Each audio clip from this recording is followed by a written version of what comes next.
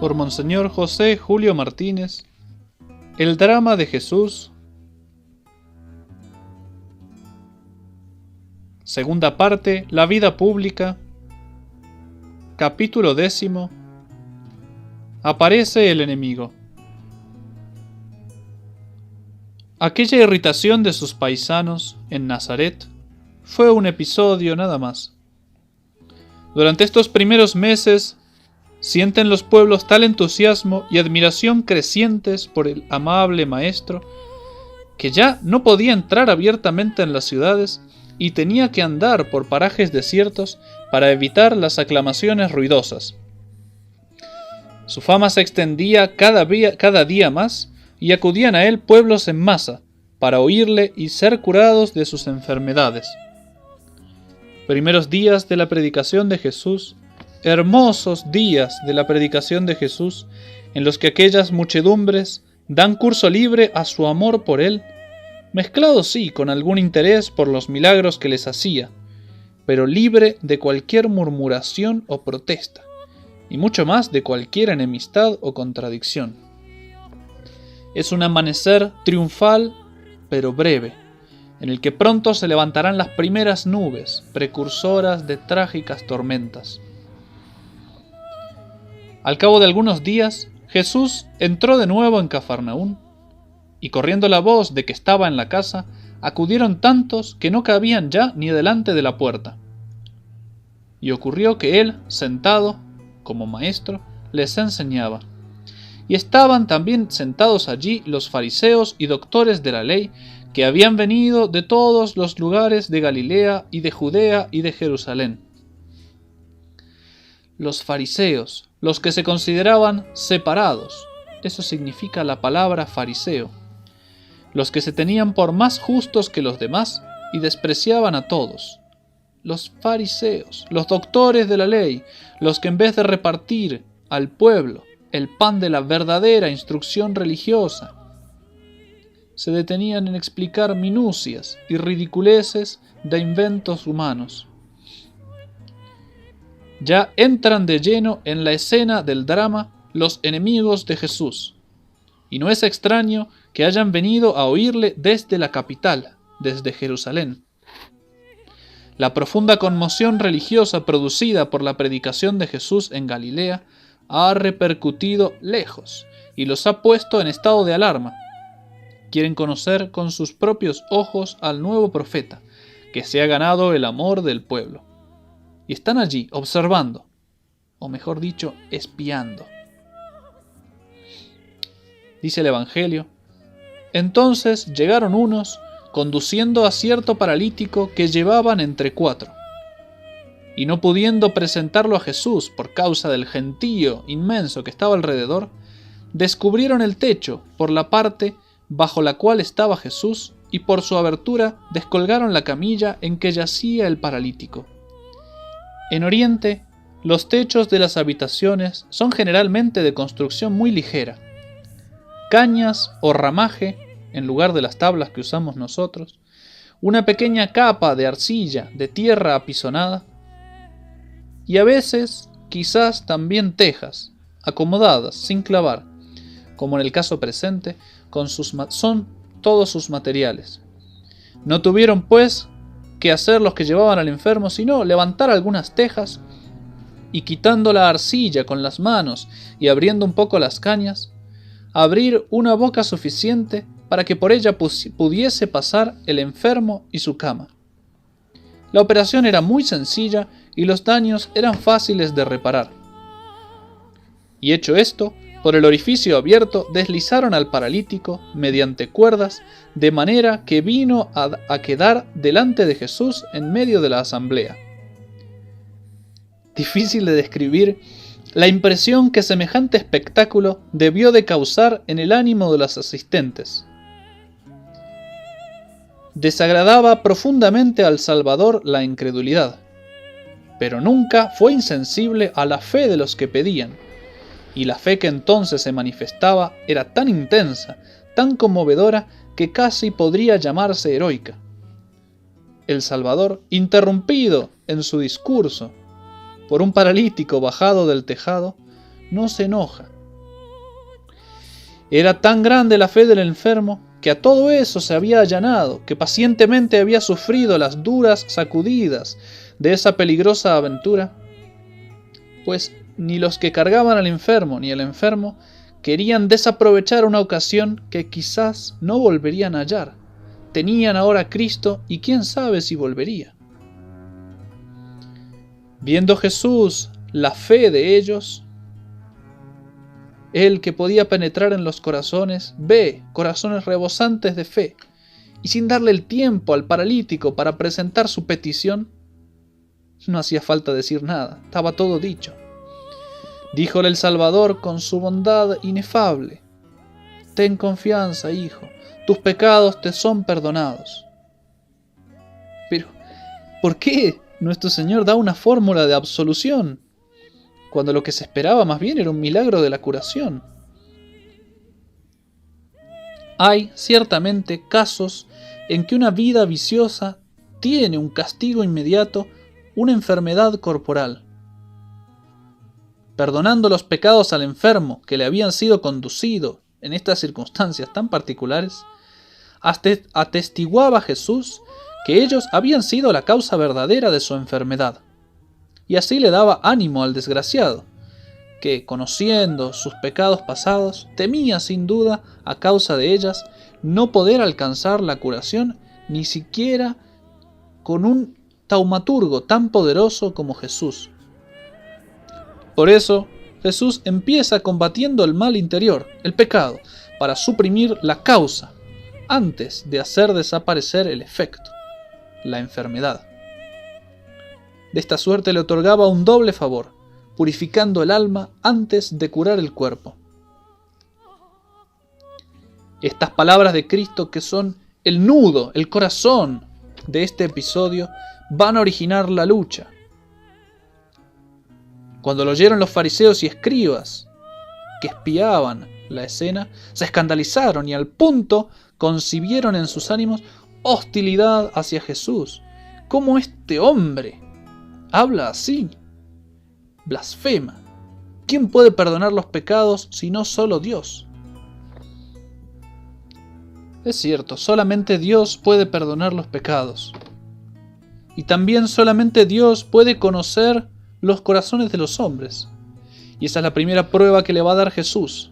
Nadie le ha dicho nada, pero él, conociendo en su espíritu el juicio malo que los fariseos y los escribas habían formado de él, les dijo: ¿por qué pensáis mal en vuestros corazones? ¿Qué es más fácil, decir al paralítico: perdonados te son tus pecados, o decirle: levántate, toma tu lecho y anda?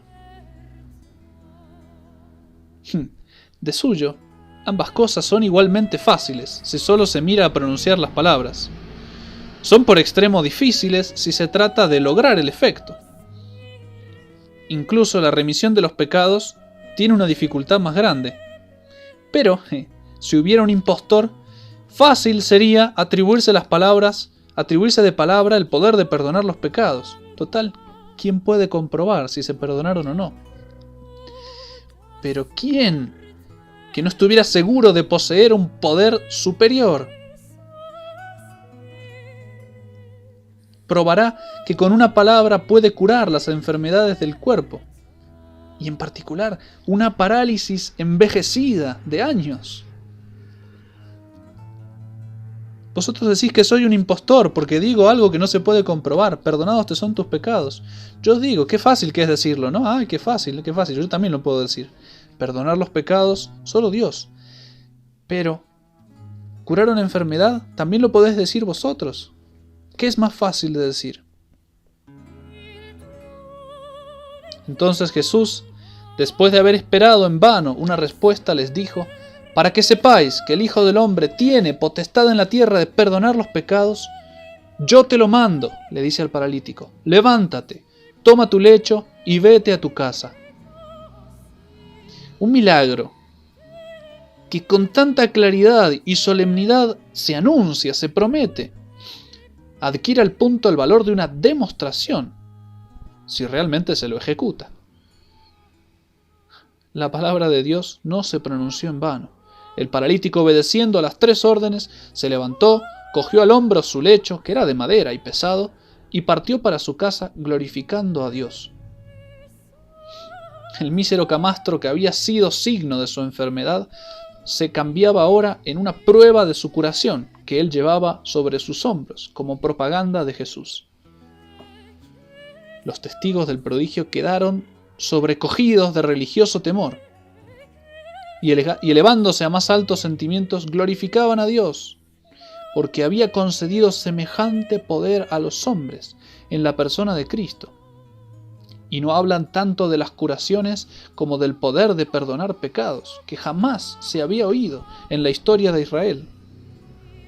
Maravillas hemos visto hoy, curaciones ya habían visto varias de nuestro Señor. Los fariseos y los escribas, fácil es adivinar el movimiento de ira que levantaría la derrota esta en sus corazones. No olvidarán ni perdonarán. Ya está empeñada la lucha. La proseguirán con ardor hasta que, aparentemente, queden victoriosos con Cristo muerto en la cruz. Poco después ocurren otros 2 encuentros que nos refieren así los evangelistas. Y pasando Jesús de allí otra vez hacia el mar, vio a un hombre publicano, Leví, hijo de Alfeo, sentado a la mesa, también conocido con el nombre de Mateo, y le dijo: «Sígueme». Y él, levantándose, dejó todo y lo siguió. Y le hizo Leví un gran banquete en su casa a Jesús, y acaeció que, estando sentado Jesús a la mesa, vinieron muchos pecadores y publicanos y se sentaron a comer con él y con sus discípulos, pues había muchos que también lo seguían. Y viendo los fariseos y los escribas que comían con los publicanos y los pecadores, decían a sus discípulos: «¿Por qué come vuestro maestro? ¿Por qué coméis y bebéis vosotros con publicanos y pecadores?». Y oyéndolo Jesús dijo: «No tienen los sanos necesidad de médicos, sino los enfermos.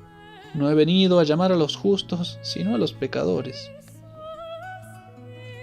El consuelo que estas palabras, tan nuevas y penetrantes, han inspirado a la humanidad, nos hace meditar ante esta mesa de aduaneros pecadores, ladrones disimulados, y ante esos fariseos orgullosos, el asombro de estos y la agradecida admiración de aquellos al oírlas por primera vez. No he venido a llamar a los justos, sino a los pecadores. Pero todavía insisten los enemigos y, aprovechándose de la popularidad de Juan Bautista, tratan de oponerlo a Jesús con ocasión de aquel mismo banquete que él había aceptado. ¿Por qué, le dicen, los discípulos de Juan y los fariseos ayunan tan a menudo, en tanto que los tuyos no ayunan? La respuesta que Jesús va a dar encierra gran encanto. Se advierte en ella el nuevo espíritu, esa mezcla de suavidad y de austeridad que va a sustituir la rigidez orgullosa del fariseísmo. Jesús comienza por pedir gracia, si se puede hablar así, para este primer momento de la reunión del Maestro y de los discípulos, al cual seguirán grandes amarguras. ¿Queréis hacer ayunar a los amigos del esposo mientras el esposo está con ellos? No, es momento de fiesta. Después añade: días vendrán en que el esposo les será arrebatado, y entonces ayunarán. Hablaba de su muerte. Y con una comparación muy hogareña, casera, acerca del vino nuevo, vino recién hecho, que no se guarda en odres viejos, termina dejando comprender que aquellas objeciones antiguas no tenían sentido ante la santa novedad de las cosas que iban a llegar. El vino nuevo, recién hecho, que todavía sigue fermentando, sigue produciendo un poco de gas. Entonces, al guardarlo en un odre viejo, reseco, este odre tiende a explotar, a romperse, y no es capaz de contener el vino nuevo. En cambio, guardado en un odre nuevo, en un odre fresco, elástico, es capaz de aguantar la presión del gas que todavía produce este vino. Los odres viejos eran el fariseísmo, reseco, que iba a ser incapaz de contener la efervescencia de la nueva ley que Cristo venía a traer, de su evangelio. Esos son los primeros acontecimientos del ministerio público de Jesús. Las muchedumbres, conmovidas, se van tras de él para oír su palabra y robarle sus beneficios. Los grandes van para espiarle. Casi todos ignoran aún su doctrina, no conocen más que sus beneficios. Fariseos y escribas han iniciado sus ataques contra Jesús. Él no los teme. Y llegada la misma fiesta solemnísima de Pascua, la segunda Pascua de la vida pública de Cristo, se presenta en medio de ellos, en su ciudad de Jerusalén, donde eran los amos del pueblo, los fariseos y los escribas. Estamos comenzando ya el segundo año de la vida pública de Cristo. Nos dice San Juan, que estaba presente: hay en Jerusalén una piscina de las ovejas, donde se lavan las ovejas que han de ser ofrecidas en sacrificio, llamada en hebreo Betesda, la cual tiene 5 pórticos. En ellos, pues, yacía una gran muchedumbre de enfermos, ciegos, cojos, paralíticos, aguardando el movimiento de las aguas, pues un ángel del Señor descendía de tiempo en tiempo a la piscina y se agitaba el agua. Y el primero que después de movida el agua entraba en la piscina quedaba sano de cualquier enfermedad que tuviese. Allí estaba un hombre que desde hacía 38 largos años se hallaba enfermo. Como Jesús le viese tendido y conociese ser de edad avanzada, le dice: ¿quieres ser curado? Señor, respondió el doliente, no tengo una persona que me meta en la piscina, así que el agua esté agitada, por lo cual mientras yo voy, ya otro ha bajado antes. Con lo cual se ve que sufría de una parálisis, pero no total. Una parálisis que le impedía moverse, quizás iba arrastrándose en sus brazos. Y cuando él lograba llegar así, ya otro lo había metido, ya otro se había metido. Le dice Jesús: levántate, coge tu camilla y anda. Y de repente se halló sano este hombre de 38 años enfermo, y cogió su camilla e iba caminando. Pero era aquel día un día de sábado. Por eso decían los judíos al que había sido curado, al ex paralítico: hoy sábado no te es lícito llevar la camilla encima, cargar, no puedes hacer un trabajo como cargar la camilla. Respondióle Jesús: el paralítico, el que me ha curado, ese mismo me ha dicho: toma tu camilla y anda. Le preguntaron entonces: ¿quién es ese hombre que te ha dicho: toma tu camilla y anda? Mas el que había sido curado no sabía quién era, porque Jesús se había presentado sin decir su nombre y se había retirado sin ser notado, gracias a la mucha gente que allí había. Pero con el tiempo le halló después este hombre a Jesús en el templo y le dijo: bien ves cómo has quedado curado, no peques en adelante para que no te suceda alguna cosa peor. Gozoso aquel hombre fue y declaró a los judíos que Jesús era quien le había curado. Pero estos, justamente por eso, perseguían a Jesús, por cuanto hacía curaciones en sábado y mandaba que trabajasen en sábado, cargando la camilla. Pero Jesús les respondió: mi Padre trabaja también los sábados, entonces yo también trabajo. Mas por esto mismo, con mayor empeño, andaban tramando a los judíos quitarle la vida, porque no solamente violaba el sábado, sino que decía que Dios era Padre propio suyo, haciéndose igual a Dios. Respuesta majestuosa la de Jesús: mi Padre no cesa de gobernar al mundo día tras día, haciendo salir el sol y haciendo llover. Para Él no hay sábado, para Él no hay descanso. Pues entonces yo también puedo hacer mis obras todos los días, porque soy igual a mi Padre. Así habla Jesús en el lugar más santo del mundo, el templo de Jerusalén.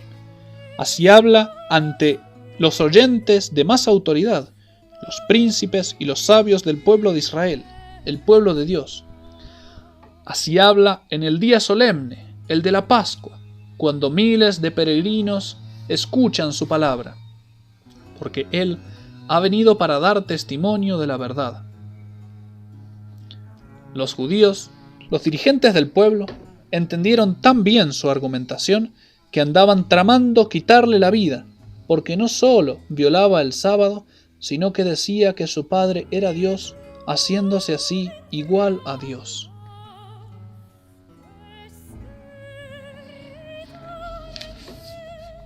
Por lo cual Jesús les dijo: en verdad os digo, no puede el Hijo hacer nada por sí mismo, sino lo que le viere hacer al Padre.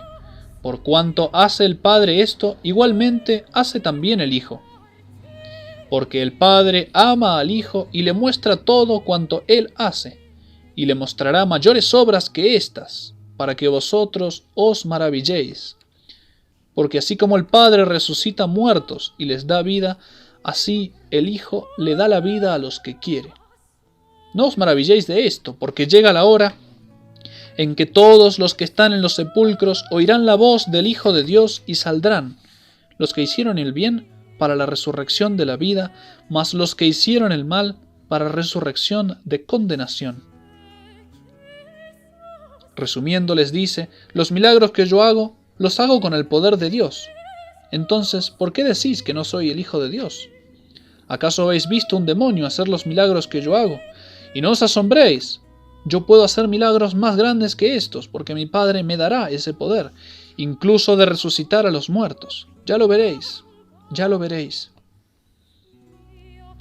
Mientras ellos callan, Él añade con la seguridad del que conoce lo que sabe y lo que puede: mi juicio es justo, porque yo no busco mi voluntad, sino la voluntad de aquel que me envió.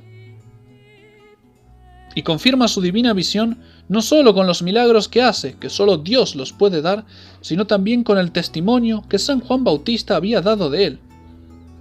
Vosotros enviasteis embajada a Juan, y él dio testimonio en favor de la verdad. Él dijo que yo era el Mesías. Yo ciertamente no necesito testimonio de hombre, pero digo esto para que vosotros entendáis y os salvéis. Juan era una antorcha que ardía y brillaba, y vosotros, por un breve tiempo, quisisteis alegraros a la vista de su luz. Pero yo tengo en mi favor un testimonio superior al testimonio de Juan, porque las obras que el Padre me puso en las manos, los milagros, estas mismas obras que yo hago dan testimonio de mí, probando que yo he sido enviado por mi Padre. Y el Padre realmente me ha enviado. Él mismo ha dado testimonio de mí. Pensaría tal vez Jesús en el bautismo en que se oyó la voz: este es mi Hijo muy amado. Vosotros, sin embargo, no habéis oído jamás su palabra dentro de vosotros, pues a quien Él ha enviado, vosotros no le creéis, que soy yo. Registrad las Escrituras, id a aprended, puesto que creéis hallar en ellas la vida eterna. Ellas son las que están dando testimonio de mí. Todas las profecías se cumplen en mí. Y con todo, no queréis venir a mí para alcanzar la vida. Yo no me siento orgulloso de la fama que me dan los hombres, pero yo os conozco. Yo sé que el amor de Dios no habita en vosotros. ¡Qué terrible escuchar eso de boca del mismo Dios! ¿Y cómo es posible que creáis vosotros que andáis mendigando alabanzas unos de otros y no procuráis la gloria que solo Dios puede dar? Buscáis la gloria de los hombres. No pensáis que yo os he a acusar ante mi Padre. Hay otro que os acusa, Moisés, en quien vosotros confiáis. Porque si creyeseis a Moisés, también me creeríais a mí, pues él escribió de mí. Suscitaré de tu pueblo, el Señor tu Dios suscitará de entre tu pueblo un profeta, como yo, legislador, que cambiará la ley. A él escucharás. Esa era la profecía de Moisés. Pero si no creéis lo que escribió Moisés, ¿cómo vais a creer lo que yo os digo? No cuenta el evangelista qué impresión produjeron estas palabras en los oyentes. Yo creo que más de uno bajó la cabeza porque se vio retratado en aquellas palabras encendidas del Maestro. Aquellas palabras ardientes y piadosamente dolorosas, que viven eternamente para atravesar el corazón de los incrédulos de todos los tiempos. Yo vengo en nombre de mi Padre, pruebo que Él me ha enviado con los milagros. Nadie puede hacer las cosas que tú haces si Dios no está con él, había dicho Nicodemo. Pero vosotros no me queréis recibir. Otro cualquiera vendrá en nombre propio, no traerá prueba ninguna, y a ese lo recibiréis vosotros. Yo no busco la gloria de los hombres, yo quiero vuestra salvación. Yo soy el buen pastor que da la vida por sus ovejas. Vosotros no queréis creer. Andáis mendigando alabanzas unos de otros, y no queréis venir a mí para alcanzar la vida.